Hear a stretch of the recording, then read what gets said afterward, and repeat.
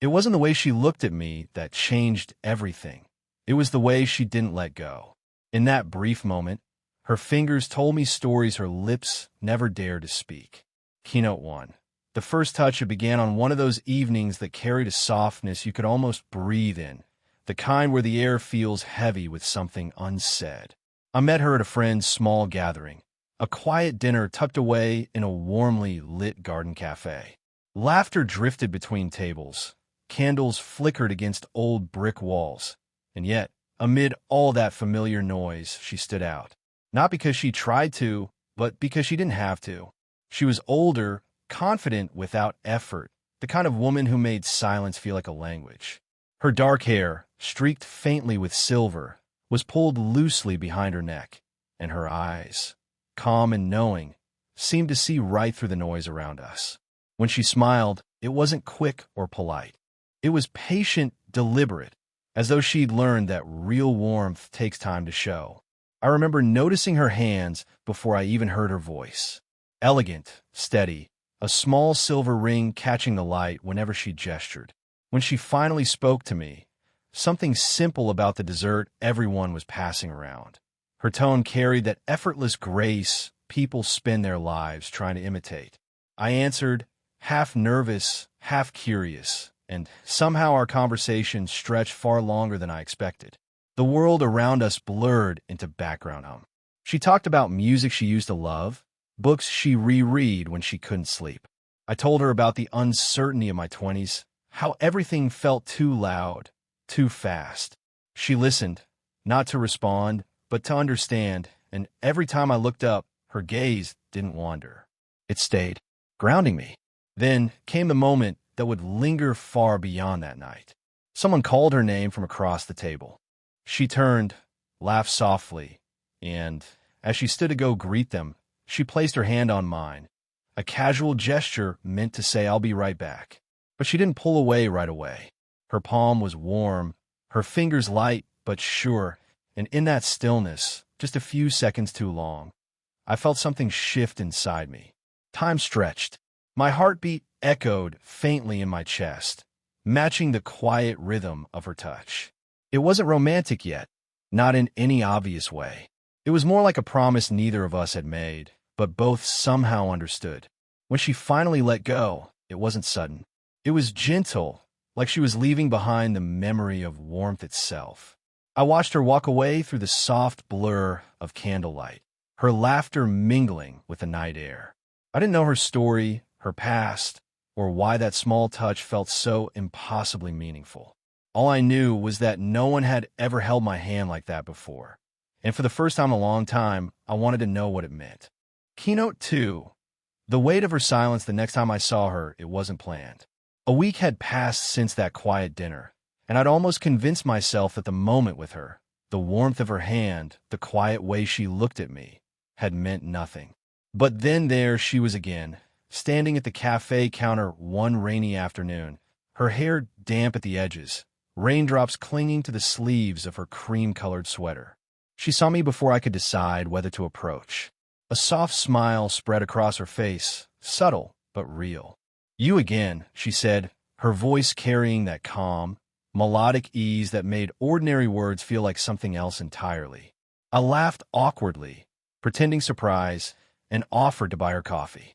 She hesitated just long enough to make me wonder if she would say no, then nodded. We sat by the window, watching people rush through the rain. Conversation came easily, though there was an unspoken awareness in the air between us.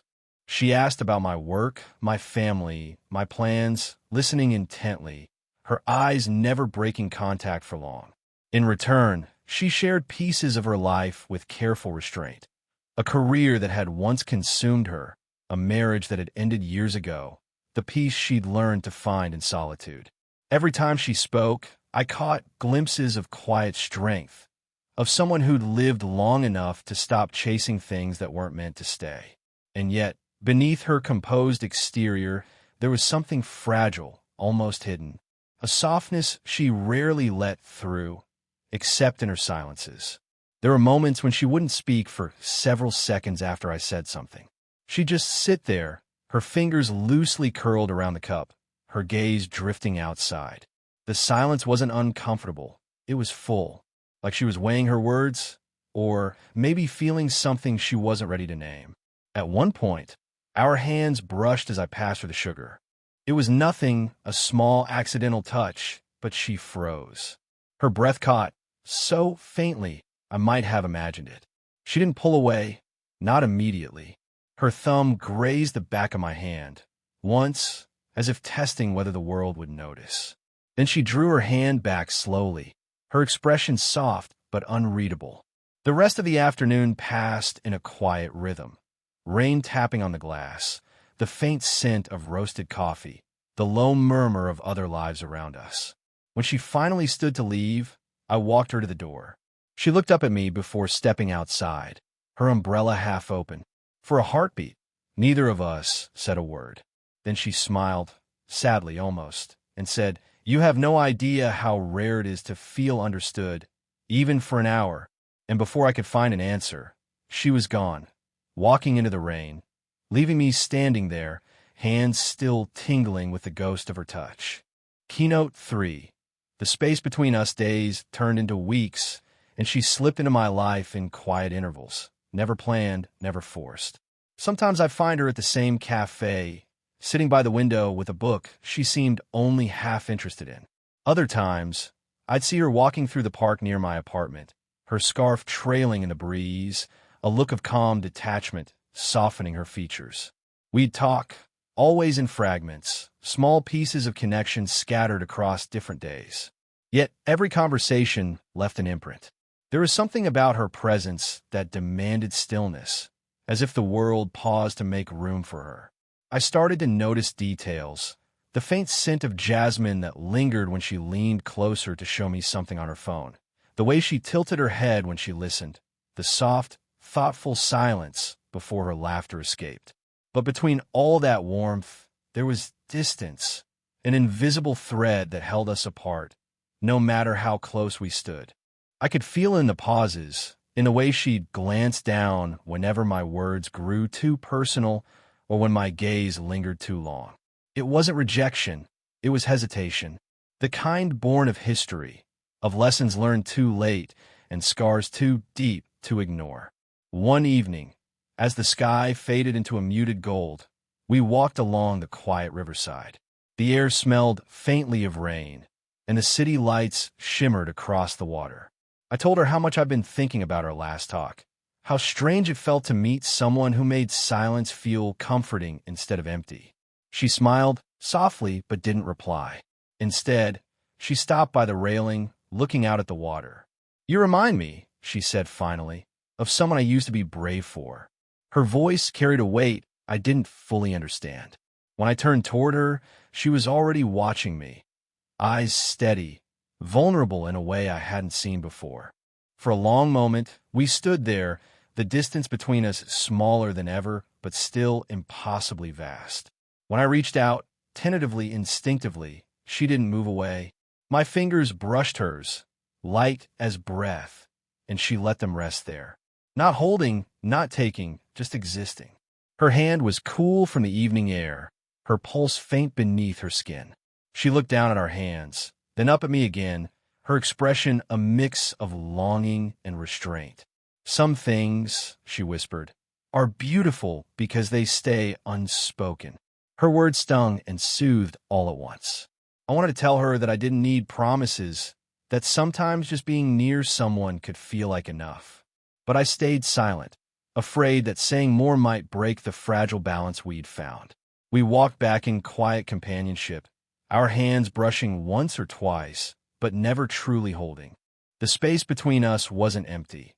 It was alive, humming softly with everything we hadn't yet said, and everything we were too afraid to lose. Keynote 4. The moment she let me in, it happened on a night that wasn't supposed to matter. One of those evenings when the air feels restless, but the world refuses to explain why. I texted her earlier that day, not expecting a reply. She wasn't the kind to chat aimlessly. But to my surprise, she wrote back, asterisk, "I'm home tonight. If you're nearby, stop by for tea." Asterisk, her home was tucked behind a row of old trees, a quiet corner of the city that felt suspended in time. When she opened the door, she wasn't wearing the calm perfection I was used to. Her hair was unpinned, loose around her shoulders, and there was a softness in her eyes that felt entirely new, unguarded, almost tired. She smiled faintly, stepping aside to let me in. The scent of bergamot and rain lingered inside.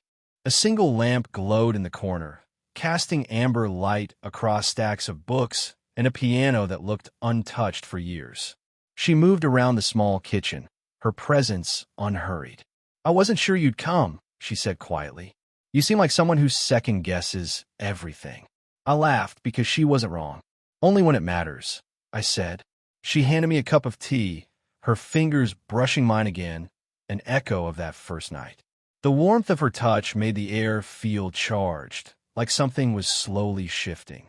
We sat across from each other at a low wooden table, steam curling between us. She didn't fill the silence with words, and for once, I didn't try to either. When she finally spoke, her voice carried something fragile. "I used to believe connection always came with a cost," she said. "That the moment you let someone close, you start losing pieces of yourself." I watched her eyes as she said it, the quiet pain there, the honesty. "Maybe," I said softly, "it's not about losing yourself. Maybe it's about finding the parts you didn't know were still missing." She looked at me for a long time, long enough for the quiet to deepen into something almost tender. Then she reached out and placed her hand over mine again, just as she had before. But this time, she didn't hold it with polite restraint. Her grip was firmer, her thumb brushing lightly across my skin, tracing circles that said everything she couldn't voice. Her eyes glistened, but she didn't look away. "You make it hard to stay where it's safe," she whispered. I wanted to tell her that I didn't want her safe. I wanted her real. But the moment didn't need words. Instead, I turned my hand and laced my fingers gently through hers. She didn't resist. For the first time, she let me hold her, truly hold her, and it felt like stepping into a place I'd been searching for without knowing it. Outside, rain began to fall again, tapping softly against the window. Inside, the world had narrowed to the warmth of her hand in mine, the quiet proof that sometimes letting someone in isn't about trust. It's about surrender. Keynote 5. The distance she tried to create the days after that night felt heavier, quieter. Something between us had changed, but she was trying hard to pretend it hadn't. Her messages came slower, her words shorter. When I saw her again, by chance as always, she carried herself differently. Her posture was straighter, her smile practiced, as though she had rebuilt the walls she'd once let me glimpse behind. We met at the cafe again, the same one where it had all begun. She was already there when I arrived, stirring her coffee absently, eyes fixed on the street outside. When she looked up, the warmth I'd grown used to was there, but dimmed like candlelight in daylight, faint but still trying to glow. "Been keeping busy?" she asked. Her tone was casual, but her hands betrayed her. She twisted her ring slowly, a nervous rhythm she didn't seem aware of. "I've tried," I said, sitting across from her.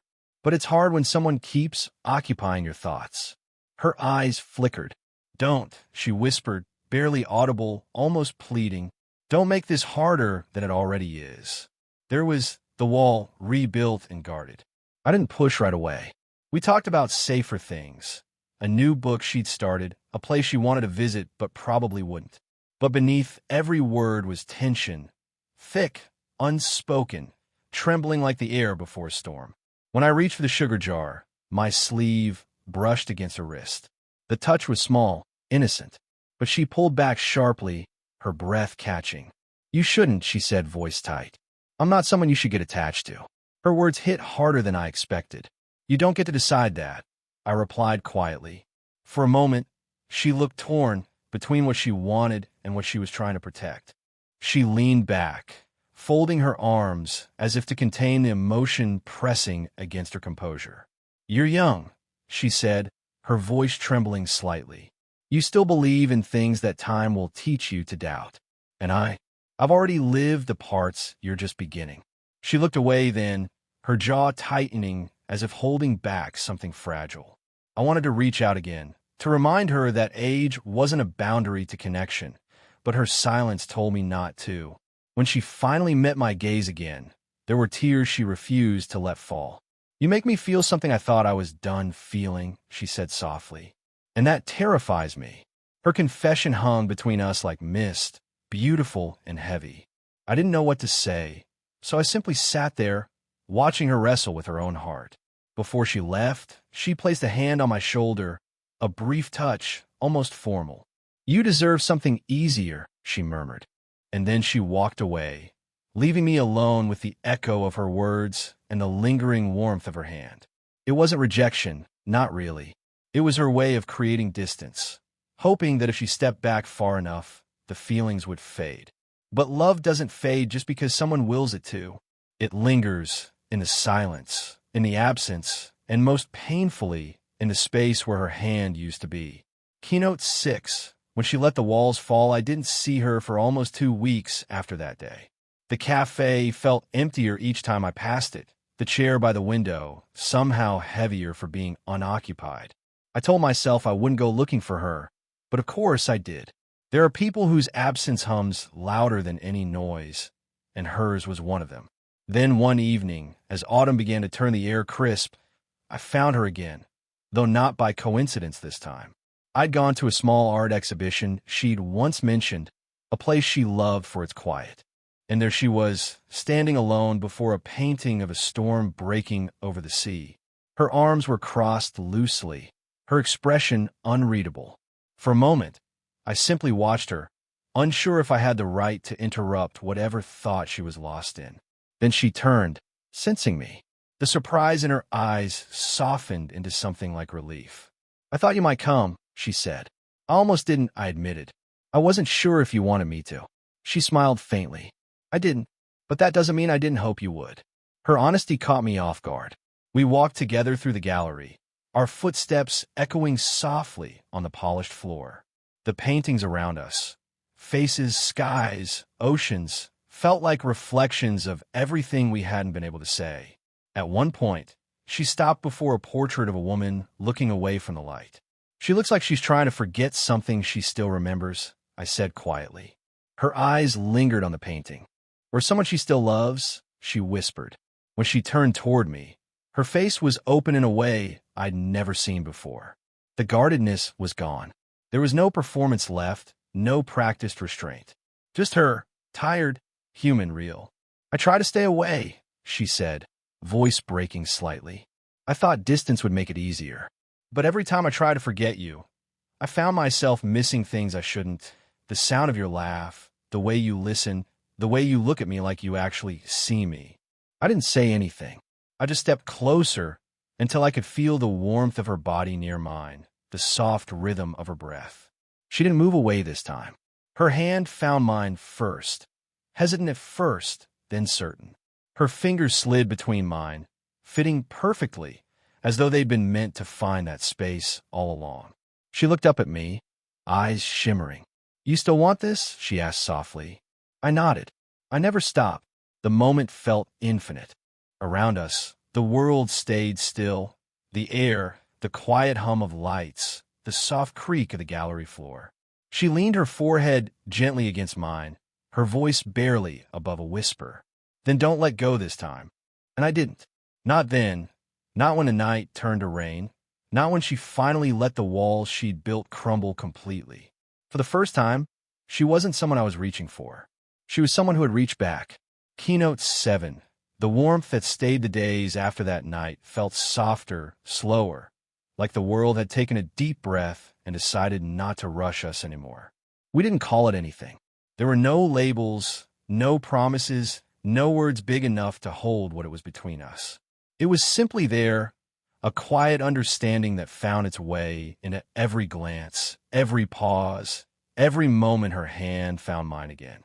Sometimes we met at her place, sometimes at the cafe that had witnessed our first conversations. But wherever we were, the air carried a calmness I hadn't known I was capable of feeling. She had stopped hiding, and I had stopped trying to read meaning into every silence. We just were. One Sunday afternoon, we took a walk through the park where autumn leaves had begun to fall in soft, slow spirals. The path was empty, the air cool but kind. She wore a long beige coat, her hair tucked loosely behind her ears, and her hand rested easily in mine as we walked. "I used to think love only belonged to the young," she said quietly. "That after a certain point, it was something you remember, not something you live." I looked at her, the light catching in her eyes. "And now?" She smiled, the kind of smile that carried years in it. "Now I think love just changes shape. It grows quieter, but deeper. It doesn't shout, it lingers." Her words stayed with me long after we stopped walking. We sat on a bench beneath an old oak tree, watching the light fade over the pond. She leaned into me, her head resting lightly on my shoulder. The world went still. Every breath, every heartbeat, every tiny movement of her hand in mine felt like a promise, one made not with words, but with presence. There was no rush to define what we were. We'd already done the hard part, learning how to stay without fear, how to touch without hesitation, how to look at each other and see not an age difference, not uncertainty, but something real. At one point, she turned toward me, her eyes glistening under the dimming sky. "You know," she said softly, "the first time I held your hand, I didn't mean to keep it that long. I was afraid if I let go too soon, I'd forget what it felt like to be understood." I smiled, squeezing her fingers gently. "You didn't let go," I said. "You never really did." A quiet laugh escaped her, warm and tender, the kind that starts in the heart before it reaches the lips. We sat there until the evening lights came on, until the air grew colder and the park emptied around us. When we finally stood, she slipped her arm through mine and whispered, "Let's go home." And for once, home didn't mean a place. It meant the warmth that stayed even after the touch ended. It meant her hand in mine, steady and sure, exactly as it had been from the very beginning.